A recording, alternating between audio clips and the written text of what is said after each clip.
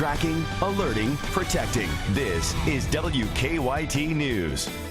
After 2 seasons without an SEC win, the Cats come through at Commonwealth. Tickets didn't quite sell out at Commonwealth Stadium for today's game, but fans still hope one later this season will. Lexington police are investigating a string of shootings that injured 3 men. WKYT News starts now. The streak is over. Good evening, I'm Kristen Kennedy. Today, the University of Kentucky Wildcats ended a more than 2-season, 17-game SEC losing streak. They took on Vandy inside Commonwealth Stadium. There to watch some of the game and here now to talk highlights is WKYT's Lee K. Howard. Yeah, just a small part of the game, but it's been a long time coming since the Wildcats last won an SEC game. Like you said, you have to go all the way back to November of 2011 for that last one. Only a handful of players were even around back then. Mark Stoops certainly wasn't. Cats trying to snap the 17-game skid today, hosting Vandy. Patrick Tolles on the play-action fake goes over the top to Ryan Timmons, and he finds his way across the goal line. The Cats complete the 99-yard opening drive to go up 7-0. Kentucky with back-to-back sacks, forcing a Vandy punt, but on the second UK possession, first play from scrimmage, Tolles' pass picked off by Darius Sims in return for a Vandy touchdown. That ties it at 7. Just before the half, Tolles gives the Wildcats the 10-point advantage with a QB sneak. 17-7 Kentucky at the half. The Wildcats offense would struggle in the second half, but the defense was there to pick them up, forcing 3 interceptions and holding Vandy to just 139 yards of total offense in the game. Most importantly, though, putting an end to that streak. Wildcats win it 17-7 over the Commodores. It is over. Kentucky ends another streak. 17 in a row in the SEC they had lost, not since beating Tennessee on this field in 2011. They end the streak here today against Vandy. Well, that was a thing of beauty. So, for a defensive guy, I was. But, very proud of our effort. It's great to get a victory. It was nice to see our team fight through adversity. It wasn't easy. We had to dig in. We knew it wasn't going to be easy. And to come away with a victory. So very proud. It was a group effort. Appreciate the great support by our fan base. We felt it. There was great energy in the stadium today. So Kentucky comes back home and wins it 17-7. Tremendous effort by the defense. We'll have much more coming up shortly in sports, but for now here at Commonwealth Stadium, Rob Romley, WKYT. Thank you, Rob, and you heard him. We'll have much more on that thing of beauty that's coming up a little bit later. Kristen? Thank you, Lee K. The Cats had a crowd of close to 57,000 fans in the stands during today's game. That number is one UK athletics leaders hope will just continue to grow as the season progresses. WKYT's Whitney Wetzel is at Commonwealth Stadium. You know, one game usually don't make a season, but I think this game is really huge. It's been 4 years since tickets to a UK football game sold out at Commonwealth Stadium. Today, UK officials say they got close to filling the 62,000 seats, but were still a few thousand shy. Not sell out, but we had our biggest crowd of the season, so very excited about the big turnout. Fans are obviously very enthused about what's going on with Coach Stoops and the program. Even though the game didn't quite sell out, fans still hope this positive momentum will continue throughout the rest of the season. I think we're better at every position. You know, we got freshmen and sophomores playing against juniors and seniors, and we've proved, especially 2 weeks ago, that we can hold our own. Many believe the triple overtime game against Florida, coupled with $20 tickets, is what helped bring many fans in for this game. I think the fans have seen progress of the team through the first 3 games. You know, 2 good home wins, and then a very competitive loss down in Florida. And so I think the fans can see the progress the team making. We just hope to continue that throughout the season. In Lexington, Whitney Wetzel, WKYT. Tickets for next weekend's game against South Carolina are on sale now. Lexington police are investigating a string of shootings that sent 3 men to the hospital. The most recent shooting happened on Georgetown Street at 3 this morning. Around 10 last night, someone shot a man on Charles Avenue, and an hour before that, police say someone shot a man on Bainbridge Court. In this Crime Tracker report, WKYT's Mark Barber is talking to one neighbor who heard some of the gunfire. Police say they are trying to figure out if 3 gunmen, or just one, is responsible for shooting 3 men between 8 o'clock last night and 3 o'clock this morning. The latest shooting happened at Jazzy G's on Old Georgetown Street. Officers tell us they were called to the bar after someone fired 5 shots, hitting a man once in the stomach. We're told another man was shot a couple blocks away around 10 o'clock last night. It was allowed 4 or 5 boom, boom, boom shots. Investigators say a man was shot in the back near a liquor store on Charles Avenue.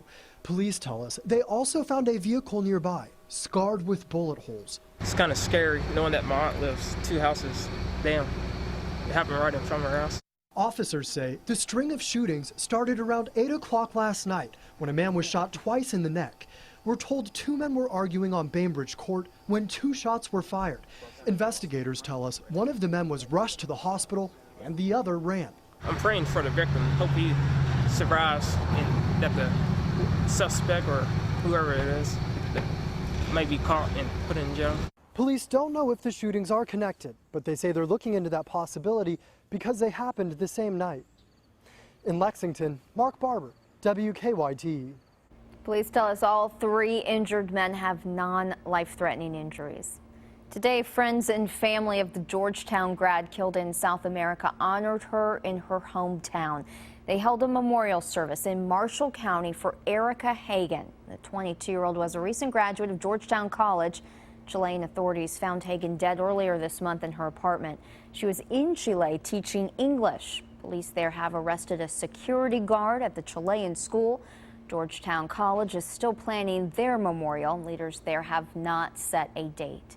A Lexington bar with its fair share of police call-outs is now closed. Just yesterday, the Lexington-Fayette Urban County Government's Zoning Adjustment Board revoked the art bar's conditional use permit. This comes after 2 shootings near the bar involving rowdy crowds and police. Hundreds petitioned to close the bar. So these things are not going away, and having looked at the conditional use here, I mean, we have 1, 2, 3, 4, 5, 6, 7, 8, 9, 10, 11 different conditions put on this thing to begin with, plus 2 more that were just recently added. And if you require this many conditions to be able to function effectively in the area that you're in, perhaps this is not the best area for that business to be in. Our partners at the Herald Leader reported last month the bar's owner is actively seeking a new location. Today's weather was perfect for UK fans cheering on the Cats at Commonwealth Stadium. Tomorrow, though, could bring a change to this perfect weather streak. Meteorologist Jim Caldwell is tracking our chances for Sunday showers. Jim? Yeah, just a few out there expected across parts of central and more so maybe into eastern Kentucky, but it was absolutely beautiful out there today with a mix of sun and clouds. And there you see the sun beginning its descent there, at least in our sky cam. And you can see sun setting, the clouds mixing in out there right now, right over the downtown area. Now, what we've been seeing more and more of has been the cloud cover showers. Not very many here in the past week or so. Not a major shot of precipitation around here. We've been rather dry, so rain would be a welcome change. We need it in here. Defender not scanning, or is scanning the skies, not picking up on any shower activity. Plenty of clouds so on our satellite. Well, look at some of the temperatures out there running in the upper 70s, low 80s. You go out into eastern Kentucky, you're going to find some mid 70s showing up for some of those folks. Jackson, Prestonsburg, all both coming in the mid 70s. Let's look at our breakdown for you. Clouds start to really increase tonight. Then we start talking about a few showers going into your Sunday and Monday, and then big changes coming our way this week. After we spike our temperatures back up to around 80 degrees, we'll watch them crash toward the end of the week and more widespread rain chances. I'll break those down coming up in just a few minutes. Turns out having one of the wettest summers on record is going to affect our fall. Outdoor experts say leaves will change color sooner. WKYT's Mike Linden explains the early start this autumn. After a wetter than normal summer, which was one of the wettest in central Kentucky history, we move into the fall season with the leaves changing colors a lot earlier than expected. The colors of fall are here, but a bit earlier than normal. This is partially due to the leaves losing chlorophyll, the pigment responsible for the green color of leaves. As the season changes, the chlorophyll begins to decline, and the secondary colors pigments begin to show their colors. The color change usually peaks in mid-October, but due to the wetter than normal summer season, the process has started early. This also means more leaves on the ground. I do a lot of landscaping, and we're already trimming a lot and doing stuff that you're doing late fall, and we're already doing it right now, getting requests for it. For some, more leaves on the ground is a good thing. I like how the leaves are on the ground and how they fall and the colors of them. This will be a very good year, and people should get out and enjoy it, because I suspect this will be one of those years when we have really good color. Barnes says to get the most breathtaking fall colors, we need temperatures to stay warm during the afternoons and to run cool and crisp overnight. In Rockcastle County, Mike Linden, WKYT. The Kentucky Department of Travel and Tourism has launched a website to track all the colors of fall. To find a link to the most colorful spots in the bluegrass, just go to WKYT.com. Coming up, more than 200 cars lined up outside Kentucky American Water today, many with bottles and bags full of items they no longer want. Now, your hour-by-hour forecast with meteorologist Jim Caldwell and First Alert Defender. It has been a really nice day out there. Just a mix of sun and clouds. Temperatures running in the 70s, 80s. A very nice fall day. Temperatures outside right now, at least on our current temperature map, you'll find those mid-70s, upper 70s, and low 80s throughout the entire area. Been very pleasant for you if you've been out and about today. Our Defender, scanning the sky, is not picking up on any showers, thunderstorms anywhere across central or eastern Kentucky. It has been a very dry period here. Cloud cover, that is something we're finding plenty of out there. A lot of them just for decoration, but we will notice that they'll thicken up quite a bit as we go through the nighttime period tonight and into the next couple of days, as we'll have some energy passing by just to our south and east, and that could trigger even a few showers for us going into your Sunday and Monday. And you can see some of the cloud cover starting to get a little more widespread out in western parts of Kentucky. That moves toward the east, and that means we'll see a little more moisture around here, and that also could mean a few showers also possible. We look at 11 o'clock tomorrow, a few showers showing up out in western Kentucky, maybe even a few in the eastern sections of the Commonwealth. That energy, that's mainly the area below pressure, is down to our south. But what's happening is it's funneling in a little extra moisture and some lift in the atmosphere, just enough to maybe trigger a shower or two, especially in eastern parts of Kentucky. Once that system really gets set up out there, the warm air hangs out with us all throughout the day. I mean, we're back in the 70s again tomorrow. I mean, some really pleasant stuff comes our way again during the day. So basically, our chances as we look at the track on all of this, mainly looking out into eastern Kentucky, that's going to be the best chance to get on maybe more shower activity. A stray shower certainly a possibility here from Lexington to Danville, Richmond, all throughout central Kentucky. I'm not saying all of us are going to stay completely dry. Some of us will get in on a shower or two, but for the most part, we are on the dry side. So basically, most of us stay on the dry side. Only a few showers likely in our area, and then just the clouds. That's going to be a more common issue as we run through the day tomorrow. And even the rain that does fall, it's not going to be a really big deal. You can see most of it grouping up in southern and eastern Kentucky. We're looking at noontime there on Monday with those showers around, and not much as far as accumulation is concerned. Very light stuff coming our way out of this system. Another system, though, it's coming for late in the week, and it's going to be a little more widespread. Might even have some thunderstorms associated with it. So look at your Sunday and Monday there. Highs are in the 70s. Around 80 degrees on Tuesday. Beyond that, we might peak back into the low 80s there. Getting a little breezy toward Thursday, Friday as that system comes rolling in. That could mean that we run into breezy conditions and even some thunderstorms, as I mentioned, could come calling as well Friday into your Saturday with a very strong front. Look at that. We go from 80 on Thursday to 66 by Saturday. Maybe I'm being optimistic about that, too. So Big drop. Big time drop, yeah. Thank you, Jim. Today, the Lexington Police Department, Fayette County Sheriff's Office, and several other organizations teamed up for a drug take-back event. More than 200 people dropped off expired and unused medication. This was one of many drug take-back events across the country for the DEA National Take-Back Initiative. If you missed out on today's event, you can still drop off unused medications in the Med Toss box in the lobby of the Lexington Police Department. Lee K's back now with sports. There were several teams playing across the state of Kentucky today. That's right. Coming up, we'll talk about Georgetown. We'll also drop in with Center College, and we go back to Commonwealth Stadium for more on the Wildcats' third win of the season. That's next in sports.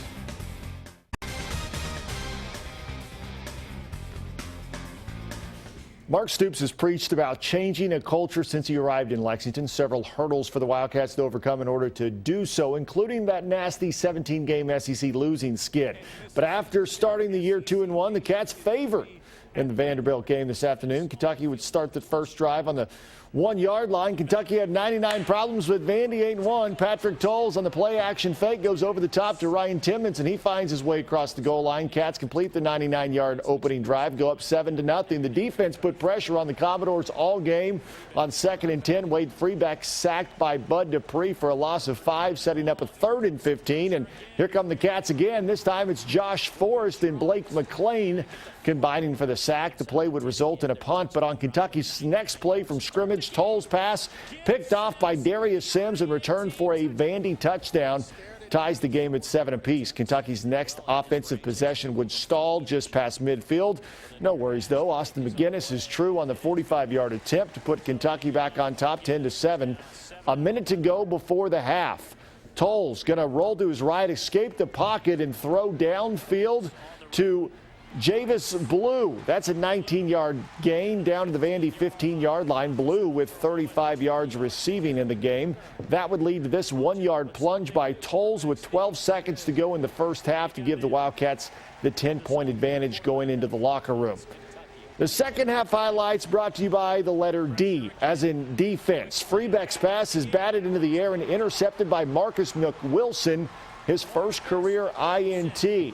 The offense, meanwhile, would struggle following a Tolles fumble. The Cats defense comes up with another pick. This time, A.J. Stamps with the interception and return. With just over 5 minutes to go after a muffed punt, Vandy inside Kentucky territory. The defensive pressure forces Freebeck to throw this one into the open arms of Ashley Lowry. 3 interceptions on the day. That's as many as Kentucky had all last season. And most importantly, that streak is over. Kentucky comes away with the 17-7 win. Rob Bromley now with more from Commonwealth.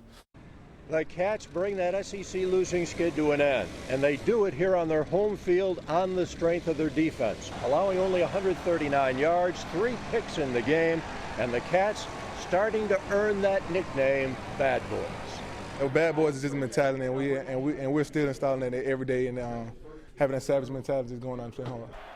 The guys played hard and they played very hungry, like we talked about all week, but we were also on point with things, with different shifts, motions, different pressures that we had to audible to certain sets, and we were on the money, and they executed well and played with great desire. So you put that together and you're always going to have a great chance. Oh, if the Cats had just pulled out that game at Florida, they could be undefeated right now. But 3-1 sounds pretty good, and it's South Carolina coming in here next weekend. At Commonwealth Stadium, Rob Bromley, WKYT. Thank you, Rob. Georgetown football, meanwhile, put 63 points on the board in both of their first 2 games of the season, while allowing their opponents just to combine 21 points. Tigers looking to make it 3 straight, hosting Kentucky Christian this afternoon. Tigers on top 21-0 in the second. Neil Posset with a pitch to Clay Ketterson, and he's in for 6 more. 28-0 G-Town. Kentucky Christian with a chance to get on the board, attempting a 35-yard field goal, but it is blocked by Devin Daniel. KCU remains scoreless. And then under 1 minute to play in the half, Tigers looking to add to their lead. Posset rolls right, finds Ben Patnod, and check out this catch in the end zone. Not quite 63 points, but Georgetown still gets the big win, 48-14. Now to Danville, Center playing host to Washington out of Missouri. Colonels up and adding to it in the second. Nolan Coulter takes it in from 11 yards out, shows the camera some love there. Center goes up 20-0. And the center defense getting it done as well. Sam Van Doren's pass picked off by Taylor Peoples. 22-yard return before he steps out of bounds, and the Colonels would capitalize. Heath Hayden finds Blake Martin, and Martin is in for 6 as Center stays unbeaten with another impressive win, 50-20. And one other note here, Kristen, Keith Bogans. He has had a busy week, traded from the Celtics to the Cavs on Thursday. He was inducted to the UK Athletics Hall of Fame last night, and just this afternoon, Bogans was traded again to the 76ers. Okay, we'll be right back with a final check of your weather. Looks really nice out there for us this evening. However, a few showers possible Sunday, Monday. Most of us will stay on the dry side, but just watch out for maybe a shower here or there. You want to watch us again? We'll be on WKYT right after the game.